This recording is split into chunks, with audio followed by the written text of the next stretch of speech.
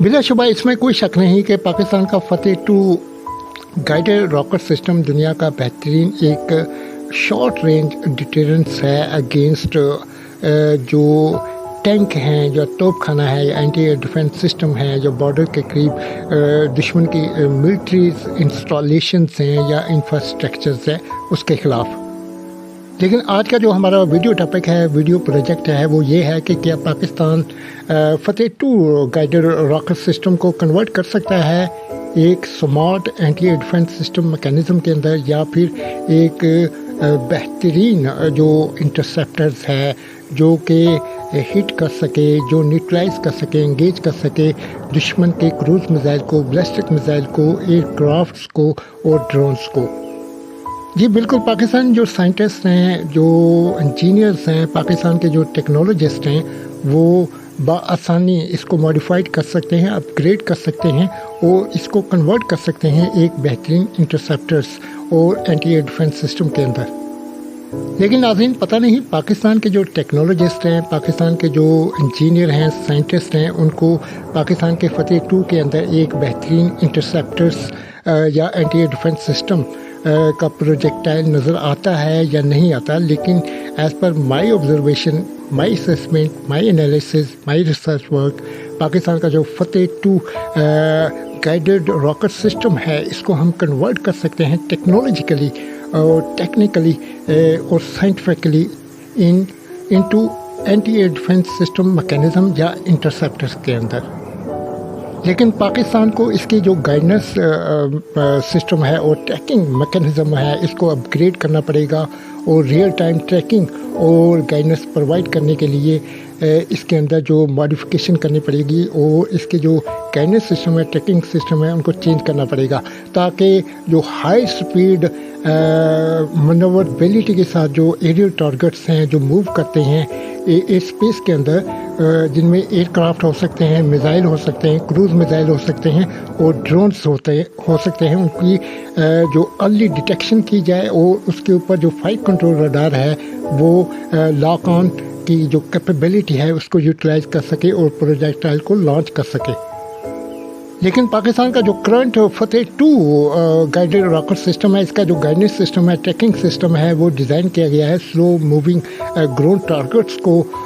Target करने के लिए और स्टैटिक जो टारगेट होते हैं, जो खड़े होते हैं, जो मूव नहीं करते, उनको टारगेट करने के लिए। इसके अलावा पाकिस्तान को जो अर्ली वार्निंग या एयर वार्निंग और हाइट फाइंडिंग जो आल्टीट्यूड को डिटेक्ट करते हैं किसी भी टारगेट की, वो रडार सिस्टम्स और surveillance radar systems, air radar systems और फाइट कंट्रोल रडार सिस्टम और इलेक्ट्रॉनिक वारफेयर के डिफरेंट टाइप्स ऑफ सेंसर और गैजेट को इंटीग्रेट करना पड़ेगा, इंटीग्रेशन करनी पड़ेगी, उनको सिंक्रोनाइज करना पड़ेगा, इंटरलिंक करना पड़ेगा एक दूसरे के साथ, उसकी नेटवर्किंग करनी पड़ेगी ताकि जो पाकिस्तान का फतेह-2 anti air defence system mechanism है, इंटरसेप्टर्स है, वो इनकी निशानदही कर सके, इनको आइडेंटिफाइड कर ले और इसके बाद इसके ऊपर जो फाइट कंट्रोल जो रडार सिस्टम है वो इसके ऊपर जो प्रोजेक्टाइल है उसको लॉन्च कर सके। नाज़रीन, आपको बताता चलूँ, जो फाइट कंट्रोल रडार होता है ये जो रडार होता है ये बहुत इम्पोर्टेंट होता है किसी भी anti air defence system mechanism के अंदर, क्योंकि जो इनिशियल पैरामीटर्स या टेक्निकल पैरामीटर्स होते हैं या फिंगरप्रिंट्स होते हैं, जो एरियल टारगेट्स होते हैं उनके, ये इसके पास आते हैं और ये जो रडार है ये लॉक ऑन हो जाता है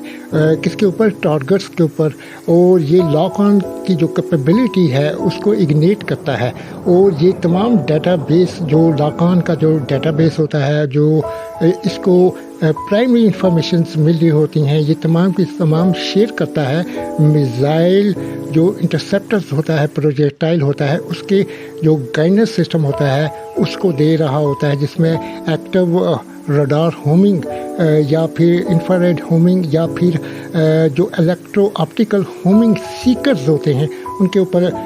उनको ये तमाम के तमाम टेक्निकल पैरामीटर देता है और लॉक ऑन जो टारगेट होता है उसके ऊपर इसको एक्टिवेट कर देता है। और जैसे जैसे जो टारगेट है एरियल टारगेट्स होते हैं वो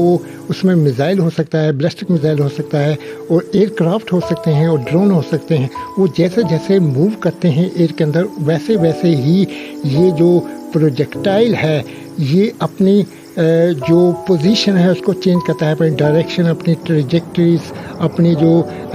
ऑल्टीट्यूड्स है उसको चेंज करता है। और जब तक उस टारगेट को छोड़ता नहीं है, जब तक उसको इंगेज ना कर ले या फिर उसको न्यूट्रलाइज ना कर दे, न्यूट्रलाइज मीन उसको उसकी डिस्ट्रैक्शन ना कर दे, उसको तबाह ना कर दे। इसके अलावा पाकिस्तान को फतेह 2 इंटरसेप्टर्स को प्रोवाइड करनी पड़ेगी, मॉडिफिकेशन करनी पड़ेगी इसकी स्पीड के अंदर, एजिलिटी के अंदर, क्योंकि कोई भी एंटी एयर डिफेंस सिस्टम का जो मैकेनिज़्म होता है, जो प्रोजेक्टाइल होता है, उसको उसकी जो रिक्वायरमेंट होती है वो हाई स्पीड एक्सेलरेशन और वेलोसिटी की होती है। और हाई स्पीड हासिल करने के लिए इसको कम अज़ कम 3 माइक से लेकर या इससे अबव जो स्पीड है वो प्रोवाइड करनी पड़ेगी। और ऐसा जो बूस्टर है वो इसके साथ एम्बेडेड करना पड़ेगा जो कि 3 माइक या 3 माइक से ज़ायद की जो स्पीड है वो इसको प्रोवाइड करे। इसके अलावा पाकिस्तानी साइंटिस्ट और इंजीनियर्स को और टेक्नोलॉजिस्ट को इसके जो प्रोपल्शन सिस्टम है फतेह 2 का उसको मॉडिफाइड करना पड़ेगा ताकि जो 3 माइक या 3 माइक से ज़ायद की जो स्पीड है वो प्रोवाइड की जाए प्रोजेक्टाइल को, ताकि जो प्रोजेक्टाइल है सक्सेसफुली हिट हो और एंगेज करे और न्यूट्रलाइज कर दे, डिस्ट्रॉय कर दे जो अपकमिंग थ्रेट हैं या फिर टारगेट्स हैं। इसके अलावा नाज़रीन, पाकिस्तान के जो साइंटिस्ट हैं, इंजीनियर हैं, टेक्नोलॉजिस्ट हैं और सेंसर या गैजेट टेक्नोलॉजीज़ बनाने वाले हैं, उनको ये तमाम के तमाम एस्पेक्ट जो है अंडर ऑब्जर्वेशन रखते हुए ये इसके ऊपर जो है अपना जो है काम करना पड़ेगा, फिर ही पाकिस्तान इसको चेंज कर सकता है एक anti air defence system mechanism या इंटरसेप्टर्स के अंदर। लेकिन इसके अलावा पाकिस्तान जो टेक्नोलॉजिस्ट हैं, जो वेपन एक्सपर्टीज़ हैं, उनको इसके जो वार हेड है उसको मॉडिफाइड करना पड़ेगा, जिसके साथ जो फ्यूज़ वार हेड है वो जो है इसके साथ एम्बेडेड करना पड़ेगा, उसके अंदर मॉडिफिकेशन करनी पड़ेगी ताकि वार हेड को बिल्कुल क्लोजली, बिल्कुल जो टारगेट है उसके बिल्कुल करीब जो है डेटोनेट किया जा सके। और ये जो वार हेड है उस टारगेट को, एरियल टारगेट को सक्सेसफुली 100% जो है न्यूट्रलाइज कर दे या डिस्ट्रॉय कर दे। उम्मीद है नाज़रीन आपको ये मेरी वीडियो पसंद आई होगी। मैं हूँ आपका होस्ट नासिर अली। मिलते हैं नेक्स्ट वीडियो के साथ, जब तक अल्लाह हाफिज़।